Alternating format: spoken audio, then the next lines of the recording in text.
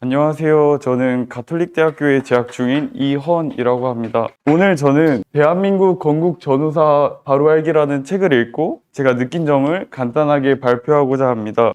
우선 본격적인 책 리뷰에 앞서서 제가 개인적으로 느꼈던 이 대한민국 역사 교과서의 문제점을 한번 이야기해보고 싶은데요. 이는 저의 고등학교 역사 시간을 예시로 들 수 있을 것 같습니다. 당시 역사 교과서를 통해 대한민국 건국 시기를 학습하던 과정에서 저의 머릿속에 들어왔던 생각들을 한번 다시 정리해 보았는데요. 여기 보시면은 제가 당시 공부하면서 이렇게 무의식 중에 들었던 생각이 1945년에 일본이 항복하여 일어난 해방이 아닌 1940년대에 서울 진공작전 등 국내 세력의 자주적인 힘으로 해방하고 또 조선건국준비위원회 같은 노력으로 국가를 세웠다면 통일 국가를 세울 수 있었을 것이다. 또한 해방 이후 좌우 합작을 통해 단일 국가를 건국해야 하는데 당시 남한 단독 정부 수립 그리고 미국의 개입 등으로 실패했다. 이런 생각을 제가 갖게 되었는데요. 당시 자유민주주의 이념 이런 거에 대해 무지했고 통일 국가나 통일이라는 단어면 무조건 긍정적이다 라고 생각했던 그러한 고등학생에게 이러한 생각이 있었던 것입니다. 그렇게 하다 보니 저는 교과서를 통해 이러한 키워드 단위와 개략적인 흐름 중심으로 학습을 하다 보니 남한의 단독 정부 수립과 미국의 개입 등은 한반도 민족의 자주적 해방과 그리고 단일 정부 수립을 하는데 그것을 방해한 결정적인 요인이었습니다. 선생님께서 당시 이렇게 가르쳐 주신 것도 아닌데 고등학생이었던 저는 왜 이런 생각을 무의식 중에 갖게 된 걸까요? 당시 제가 이런 생각을 했던 원인을 현재에 와서 다시 분석해 보게 되었습니다. 그 결과 당시 역사 교과서에서는 보이시는 좌우 합작 조선건국준비위원회가 무엇인지는 비교적 좌익 세력에 유리하게 한 줄 정도로만 명시되어 있었고 이 조직이 어떤 이념을 추구하는지 그리고 또 이런 조직을 추진한 사람의 가치관은 무엇인지에 대한 더욱 깊이 있고 배후에 존재하는 중요한 사실이 전혀 기술되어 있지 않았습니다. 또한 특정 사건에 대해 기술할 때는 교과서를 보면은 키워드 중심으로 보여주어 사건 간의 논리적 연계성이 생략되는 경우가 많았습니다. 즉 여기 보시면 알 수 있듯이 키워드에 담긴 이념적 이해관계나 논리적인 인과적 설명을 배제하고 키워드 자체의 중심에 개략적인 흐름으로 역사를 해석하는 경향을 교과서가 보였다고 할 수 있는데요. 그러다 보니 당시 저에게 보이시는 좌우합작, 단일 국가 건국, 남북협상, 건국준비위원회는 단어 자체만 보면 너무나 긍정적인 키워드였고 반면 남한의 단독선거, 그리고 미국 정의 개입, 그리고 경찰과 군대 동원, 그리고 이를 통한 민간인의 죽음은 부정적인 키워드로 각인될 수밖에 없었습니다. 그리고 무엇보다 특히 대학교 진학을 위해 높은 성적 취득만이 중요했던 고등학생에게 교과서 내용에 담긴 배우의 의미보다는 단순하게 키워드를 암기하고 그냥 키워드 중심의 개략적인 흐름만을 공부하는 것이 중요했습니다. 근데 사실 물론 교과서가 막대한 역사를 담은 한 권의 얇은 책이기에 그 내용이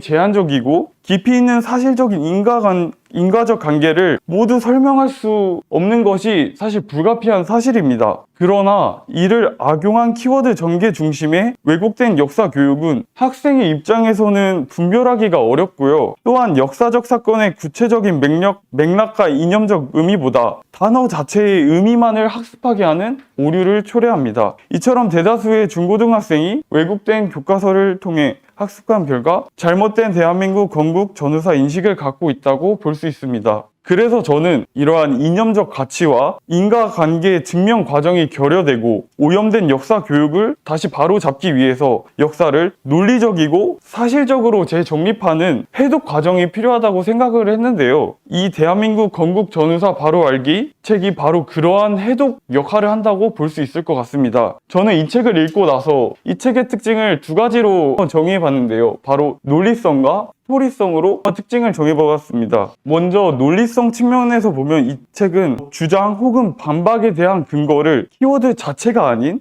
키워드 이면에 존재하는 중요한 의미들과 사실까지 다루어서 이를 통해 논리적으로 뚜렷하게 입증하는 것을 알 수 있습니다.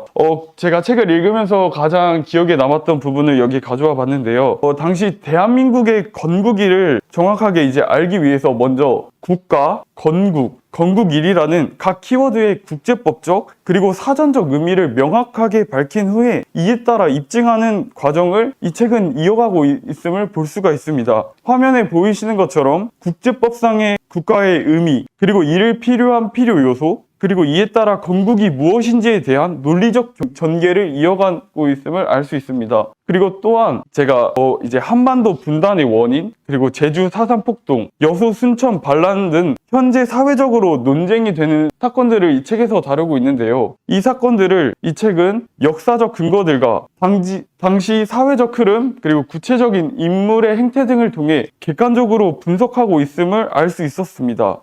사실 현대인들의 대다수는 앞서 언급한 사회적으로 논쟁이 되는 사건들을 바라볼 때 올바른 이념의 가치나 객관적인 사실보다는 친일파, 민간인 학살, 희생자, 비극이라는 감정을 유발하는 요소에 쉽게 이끌려서 이런 측면을 중심으로 역사를 수용하고 또 해석하는 오류를 보입니다. 그러나 이 책은 감정적인 요소는 최대한 배제하고 객관적인 사건 중심으로 기술하여 설득력 있고 논리적이라 할 수 있습니다. 물론 역사를 해석하는 과정에 있어서 감정적인 요소도 절대 배제할 수 없습니다. 그러나 객관적인 부분이 먼저 명확하게 확립된 후에 감정적인 부분으로 이어져야지, 객관성이나 인정적 가치를 배제한 상태에서 감정적인 부분이 우선적인 기준이 되면 중립적이고 올바른 역사 분석을 하기 어렵다고 할 수 있습니다. 다음으로 이 책은 각 챕터마다 다른 주제를 16개의 주제를 다루고 있지만 책에 등장하는 각 사건들은 여러 챕터에 연계적으로 등장하며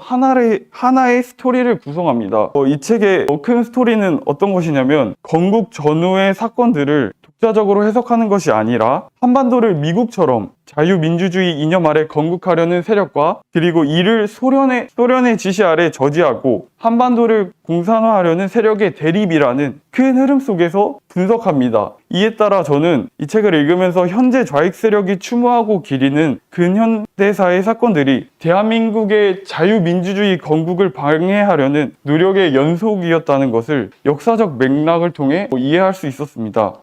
이제 발표를 마무리하겠습니다. 대한민국의 건국의 역사를 올바르게 아는 것은 너무나 중요합니다. 대한민국이라는 국가와 자유민주주의라는 핵심 가치는 갓 태어난 것이 아닌 건국 과정에서부터 시작되어 현재까지 이어지는 소중한 가치이고 대한민국 국민의 정체성이기 때문입니다. 그러나 대한민국 역사 교과서는 자유민주주의 가치를 경시하고 이렇게 중요한 건국의 역사를 왜곡하여 배우는 학생들로 하여금 잘못된 역사 인식을 뿌리 깊게 심어 놓았습니다. 그렇기 때문에 왜곡된 건국 전후 역사 교육이 만연한 한국에서는 다시 건국의 역사를 회복하려면 이 책과 같이 논리적이고 객관적인 증거를 통해 오염된 역사 인식을 해독하는 과정이 중요하다고 생각합니다. 이 책을 통해 왜곡된 역사 교육 과정을 받은 많은 중고등학생들 그리고 대한민국의 국민들이 왜곡된 건국 전후사 가치관을 해독하여 올바른 건국의 역사를 깨닫기를 희망합니다. 이상 발표를 들어주셔서 감사합니다.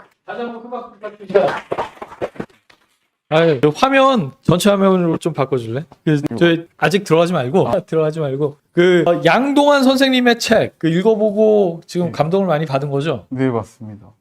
처음에 첫 장 한번 띄워줄래요? 첫 장? 네. 첫 장에 보면은 두 번째.